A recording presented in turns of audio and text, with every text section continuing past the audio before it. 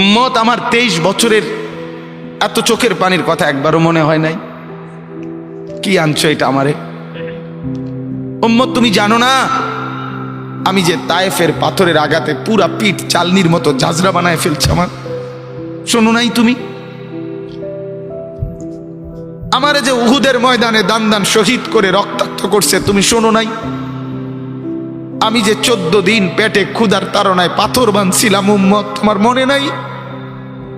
একবারও শোনো নাই আমার ক্ষুধার কষ্ট, আমার পিঠের ব্যথা, আমার দাঁতের ব্যথা, আমার কাঁধে 2টা কড়া ঢুকে গেছে? উম্মত, আমার ঘরে 3 মাস আল্লাহর নবীর স্ত্রী আয়েশা বলছে, আল্লাহর কসম উম্মত, নবীর স্ত্রী বলছে 3 মাস 3টা চাঁদ উঠছে ডুবছে, রাইনা হেলালান সুম্মা হেলালান সুম্মা হেলালান, 3 চাঁদ 3 মাসে নবীর 9 জন বিবির কারো ঘরে আম্মা জান আয়েশা বলে 1 ফোঁটা চুলায় আগুন জ্বলে নাই।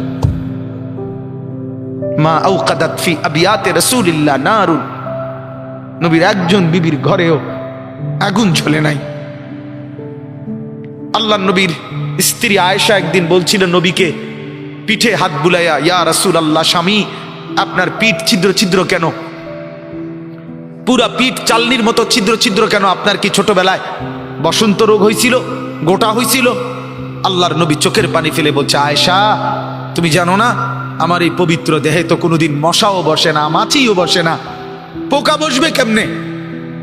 আমার পবিত্র দেহে তো হাঁটলে মেশকের গ্রান বের হয়, আমার পেশাব পায়খানাও তো কোনোদিন জমিনের উপরে 1 সেকেন্ড থাকে না, মাটি ফাঁক করে ভেতরে নিয়ে যায়, সেই আমার গায়ে গোটা হবে কেন? আয়েশা, এগুলো আমার তায়েফের পাথরের আঘাতের রক্তের দাগ।